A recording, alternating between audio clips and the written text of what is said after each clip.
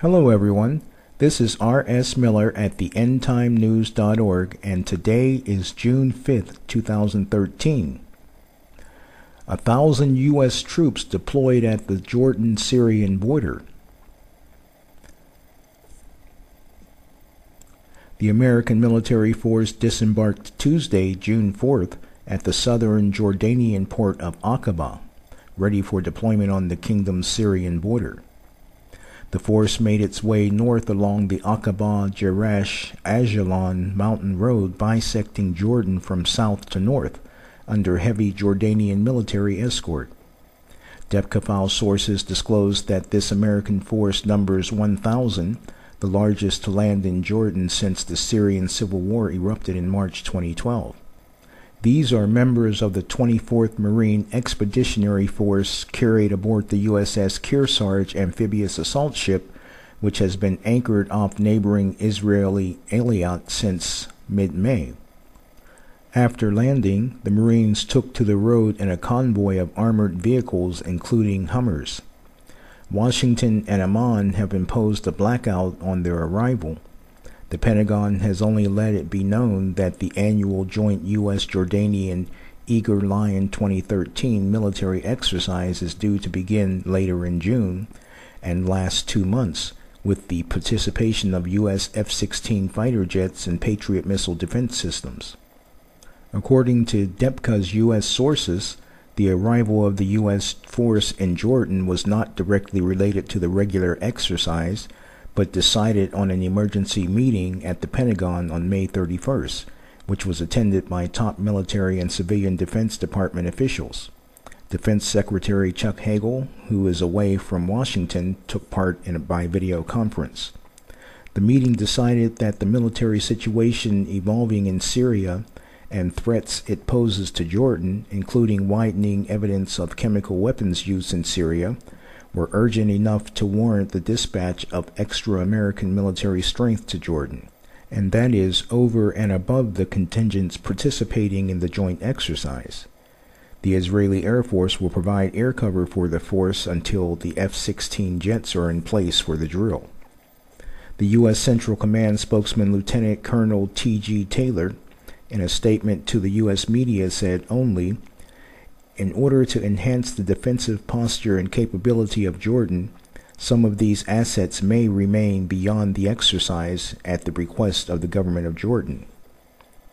There is no official word about Washington's response to this request. However, the Obama administration is not expected to turn it down. The Syrian army regained strategic city of Qusayr. The Syrian army has regained control of the strategic city of Qusayr on the border with Lebanon, Syrian rebels and state television have said. "Our heroic armed forces have returned security and stability to all of the town of Qusayr," a statement carried by the station said on Wednesday. The rebels confirmed they had pulled out of Qusayr, where they had fought fierce battles with government forces who are backed by Lebanese Hezbollah fighters for more than 2 weeks. One Hezbollah fighter told the Reuters news agency that they took the town in a rapid overnight offensive, allowing some of the fighters to flee. "We did a sudden surprise attack in the early hours and entered the town. They escaped," he said. The city, where civilians have been trapped without access to water and electricity for 2 weeks, is on a critical cross-border supply route between Lebanon and Syria. Al Jazeera's Rula Amin, reporting from the Lebanese capital Beirut, said state TV's report had been preceded by earlier government forces' gains on the battlefield. Qusayr remains a strategically important town for government troops and the Hezbollah fighters battling alongside regime forces, said our correspondent. Iran, which backs Hezbollah and the Syrian regime, was quick to congratulate the army and the Syrian people for their victory over the rebels. According to News24.com, there were at least 300 seriously wounded residents of the embattled town that needed to be evacuated for medical treatment, a doctor said on Monday. Also, Syrian regime forces carried out an air raid on the northeastern town of Arsal on Wednesday, with a report saying that helicopters targeted a house owned by a man from the al-Hajari family. The attack drew condemnation from President Soleiman, who urged Syria to respect Lebanon's sovereignty and not to endanger its citizens. Voice of Lebanon Radio said that 2 rockets targeted the house, but only 1 exploded. The raid did not cause any casualties.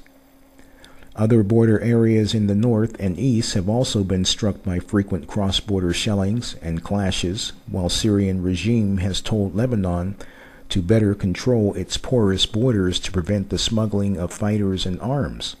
Lebanon is sharply divided over the war in Syria, and Arsal is a particular flashpoint as refugees from the uprisings and fighters and smugglers hostile to the regime of Syrian President Bashar al-Assad traverse the border. In related news, Syria is open to a front of resistance against Israel. It goes about the possibility of a military action on the Golan Heights that came under Israeli annexation after the Six-Day War. President Bashar al-Assad shared his dreams in an interview with Lebanese television channel Al Manar. He stressed that such actions would be of preventative character in the first place. Assad is concerned about the ongoing Israeli aggression. The leaders of other Arab states expressed similar concerns. It is quite natural that ordinary Arabs say that they are willing to fight against Israel. Now, the writer of this article believes that it is possible that the situation in the region may calm down a bit after the international conference in Geneva, which will discuss the conflict in Syria. But in my personal opinion, even if the conflict does settle down a bit, which I doubt, it's only a matter of time before the Middle East explodes into an all-out war as prophesied in the Bible.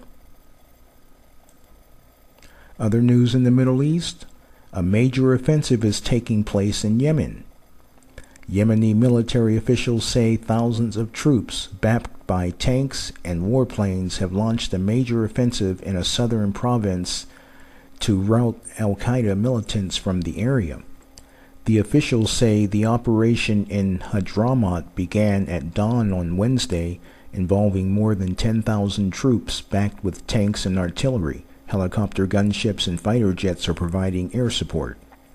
The United States sees al-Qaeda in Yemen as among the world's most active branch of the terror network. Its fighters overran large swaths of southern Yemen in 2001, but they have since been pushed back with U.S. help. Al-Qaeda in the Arabian Peninsula, Aqaba for short, is based in Yemen and is regarded to be the most dangerous of all the branches of the internationally notorious terrorist group. Aqaba has bred some of the most militant jihadist thinkers in the organization, such as Anwar al-Awlaki, who was killed by U.S. drone in September 2011, and Qusayr al-Rimi, who earlier this week published a video urging Muslims in America to perpetrate violent acts against their neighbors. Over the last year in Yemen, al-Qaeda forces have had significant presence in the country and have been regrouping since they were expelled from the southern Hadramaut area in summer of 2012.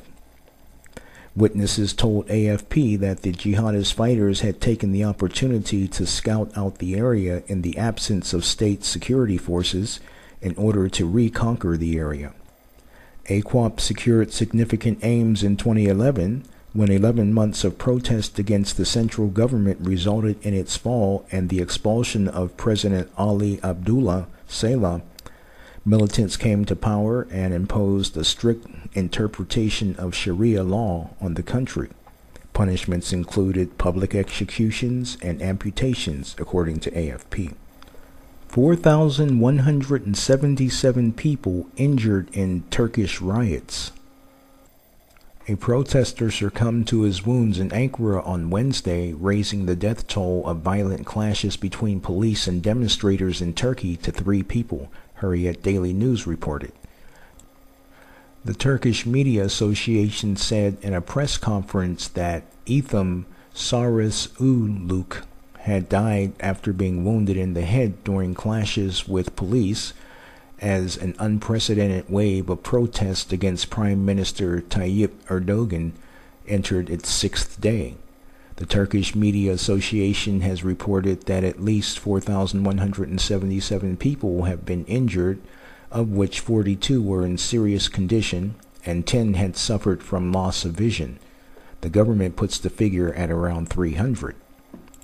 The nationwide turmoil first erupted on Friday after police tear-gassed demonstrators at a peaceful rally against plans to build over Gezi Park in Istanbul's Taksim Square. Deputy Prime Minister Bülent Arınç met Wednesday with organizers of last Friday's demonstration against plans to build a replica Ottoman-era barracks on Gezi Park.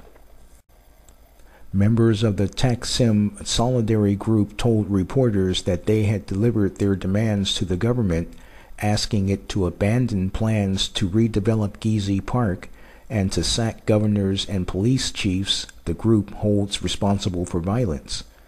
Other demands included the release of arrested protesters, a halt to police use of tear gas, and the removal of obstacles to freedom of speech. Now here's a portion of an article I wrote back during the early days of the Afghan war with U.S. involvement, and I titled it, "The Beginning of Armageddon."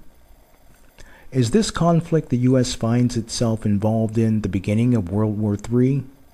Is it the beginning of Armageddon? World War III is a scenario where the nations of the world are engulfed in a global battle. The indiscriminate use of nuclear, biological, and chemical weapons caused the deaths of hundreds of millions of people. Nuclear winter and radioactive fallout would presumably finish off the rest of mankind, as well as all other forms of life, with the only exception perhaps being the cockroach. During the time of the Cold War between the former Soviet Union and the United States, it was thought that World War III could quite possibly begin as a result of an invasion of Berlin by the Russians or the North Koreans crossing the demilitarized zone into South Korea. But with the demise of the Soviet Union, the world felt that World War III was no longer a viable threat. The main difference between World War III and Armageddon is that it won't be the Soviet Union launching a nuclear strike against the U.S., but instead it will be because of the ongoing conflict between the Arabs and the Jews. It has been prophesied several thousand years ago that in the last days Israel would be a burdensome stone for all peoples of the earth, and all who burden themselves with it shall be cut to pieces. In the battle of Armageddon, all nations of the world will rise against Israel to either force them into submission of the New World Order or to totally annihilate the state in order to allow the Palestinians to have a homeland. During this battle, the Russians, possibly with coalition of other nations, will march against Israel, and in the end, will lose 2/3 of their army. At some point around that same time, the Chinese will also march against Israel. The prophecy which states China will be involved in the final battle also says that they will have a 200 million man army. Today, China has an army consisting of 198 million men. At the time that the prophecy was written, that number would have been inconceivable. The end of Armageddon is the destruction of war makers and God setting up his kingdom, the New Jerusalem, here on earth. This is most definitely the beginning of Armageddon. The September 11th attacks were directly related to U.S. policy in the Middle East, a policy that favors Israel, the burdensome stone. The so-called civil war in Sudan, which is really a war of Islam versus Christianity, where the Muslims have murdered countless numbers of unarmed men, women, and children without mercy. Many of the survivors, mostly women and children, are placed in chains and used as slaves. The Islamic war is also taking place in other countries as well. The goal of Islam is to be a world power, if not the only world power, and they don't care what they must do to achieve it. Why do you think that Israel is apparently not so willing to give in to a Palestinian state? It's because the Palestinians, at least their government, are not looking to peaceably coexist with Israel, but instead their goal over time is to totally wipe out the Jews, much like Hitler tried to do. For Israel to give in to such a demand would be like allowing Osama bin Laden, his network of terror, and the Taliban to set up residence in Texas. In an earlier edition of this article, I had stated that nuclear weapons would be used at some point in time, either during the conflict or as a direct consequence of this conflict at some point in the not too distant future. Well, around this same time, President Bush and Russian President Putin reached an agreement allowing both countries to use tactical nuclear weapons if they deemed it necessary. The Russians at the time would like to have used tactical nukes in their war against the Chechens, and also at the time the U.S. would like to have reserved the right to use them in Afghanistan. The list of ordnance includes small neutron bombs, nuclear mines, nuclear artillery shells, etc. The U.S. intends to use nukes for any of the following reasons: in response to nuclear, chemical, or biological attacks against U.S. forces in Afghanistan, in response to nuclear, chemical, or biological attacks by the Taliban against Pakistan, in response to the use of nuclear, chemical, or biological weapons against U.S. targets either inside or outside U.S. borders, and finally, if using tactical nuclear arms is the only way to prevent heavy American casualties. Now, I have not heard of any policy changes that would dissolve this agreement between Russia and the United States. So as far as I know, that policy is still in effect in both Russia and the United States. So if you apply that policy to the Middle East now, then this gives the United States the right to use tactical nuclear weapons. But listen to Zechariah 14:12. It says, "And this shall be the plague wherewith the Lord will smite all the people that have fought against Jerusalem. Their flesh shall consume away while they stand upon their feet, their eyes shall consume away in their holes, and their tongues shall consume away in their mouths."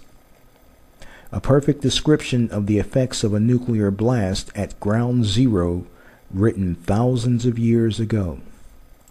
Also in the article, I had included an excerpt from Hal Lindsey, a well-known end-time Bible prophecy scholar, who stated the following: "It is electrifying to me to see the final elements of the exact scenario of predicted events related to the second coming of Christ all coming together.